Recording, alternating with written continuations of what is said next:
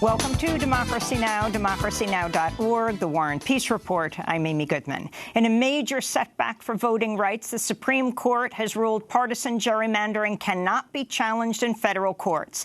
The decision came down in a 5-4 ruling on ideological lines, with Chief Justice John Roberts writing the majority decision. In her dissent, Justice Elena Kagan wrote, quote, "The practices challenged in these cases imperil our system of government. Part of the court's role in that system is to defend its foundations. None is more important than free and fair elections," she said. The decision will likely benefit Republicans since they control the majority of state legislatures, which draw election maps in most states. Meanwhile, the Supreme Court blocked the Trump administration from adding a question about citizenship to the 2020 census. Chief Justice Roberts sided with the liberal wing of the court, saying the Trump administration's explanation for why the question was needed, quote, appears to have been contrived. But the court did not rule out allowing a citizenship question to be added in the future. President Trump responded by threatening to delay next year's constitutionally mandated census. We'll have more on both these rulings after headlines. California Senator Kamala Harris and former Vice President Joe Biden sparred on Thursday in the second night of the first Democratic presidential debate. Harris criticized Biden's recent comments about working with segregationists in the Senate and for his opposition to busing students in an effort to integrate schools in the 70s. It was hurtful to hear you talk about the reputations of two United States senators who built their reputations and career on the segregation of race in this country. And it was not only that, but you also worked with them to oppose busing. And, you know, there was a little girl in California who was part of the second class to integrate her public schools, and she was bused to school every day. And that little girl was me. After Biden accused Harris of mischaracterizing his record, she directly asked him about his opposition to busing. Vice President Biden, do you agree today that you were wrong to oppose busing in America then? No, do you agree? I did not oppose busing in America. What I opposed is busing ordered by the Department of Education. That's what I opposed. But that's not what Biden said in 1975, telling a Delaware newspaper, quote, "I oppose busing. It's an asinine concept, the utility of which has never been proven to me. I've gotten to the point where I think our only recourse to eliminate busing may be a constitutional amendment," Biden said in 1975. We'll have more on the debate after headlines. In news from Capitol Hill, 129 Democratic House lawmakers joined Republicans in passing a $4.6 billion bill for emergency aid at the southern border. The vote came after House Speaker Nancy Pelosi reversed her earlier pledge to push for more protections for migrant children to be included in the bill. 95 Democrats opposed the bill, including Congresswoman Alexandria Ocasio-Cortez of New York, who spoke out on CNN. The problem right now and the question at hand right now is that Mitch McConnell sent us a bill and we're just putting a big check mark on it instead of even trying to negotiate. The Congressional Hispanic Caucus issued a statement saying, quote, "When the Congressional Hispanic Caucus members see suffering at the border, we see our children and our grandchildren. What happened today is unacceptable, and we will not forget this betrayal," they said. Environmental groups are accusing the United States, Saudi Arabia, and Iran of blocking progress at a key international climate summit to discuss how to implement the landmark 2015 Paris Climate Accord. The summit was held in Bonn, Germany, in the midst of record heat waves being recorded across Europe.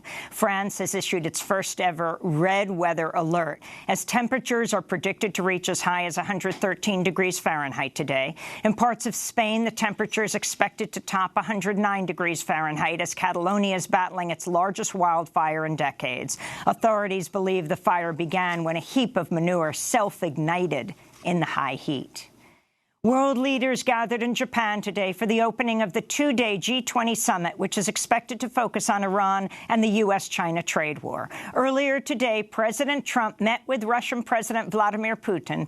When a reporter asked if Trump would raise Russia's meddling in U.S. elections, Trump smirked and then pointed his finger at Putin in a lighthearted way, telling him, "Don't meddle in the election."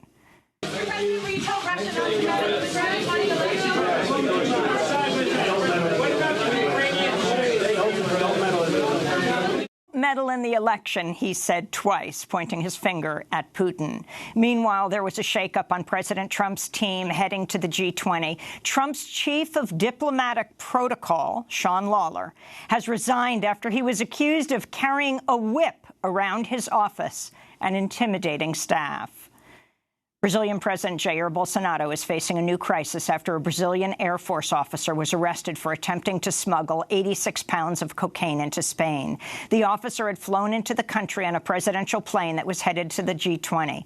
Bolsonaro, who was not on board the flight, had campaigned on vowing to crack down on drug traffickers.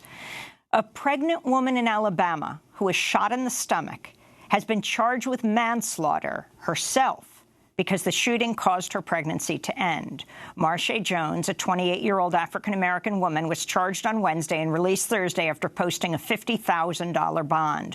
Local police accused Jones of starting the fight that led to the shooting in the parking lot of a Dollar General store outside of Birmingham. The case has alarmed reproductive rights activists. The National Abortion Federation said, quote, "This is how people, especially women of color, are already being punished and having their pregnancies criminalized," unquote. Alabama is one of 38 states to have a fetal homicide law.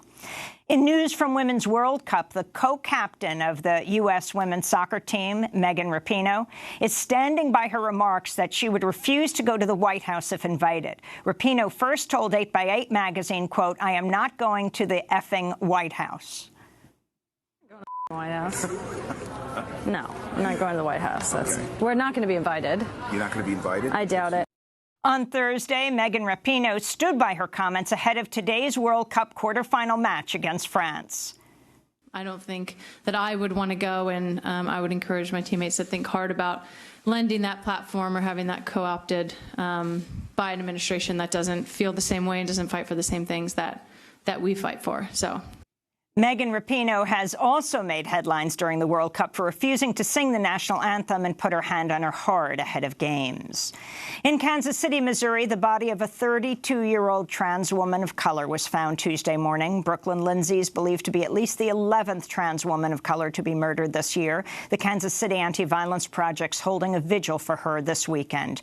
And today marks the 50th anniversary of the Stonewall Uprising. On this day in 1969, the New York Police Department raided the Stonewall Inn, a gay and trans-friendly bar in Manhattan's Greenwich Village. It triggered an uprising and helped launch the modern-day LGBTQ rights movement. In New York, 2 major marches are planned for Sunday: the New York City Heritage of Pride Parade and the alternative non-corporate Queer Liberation March.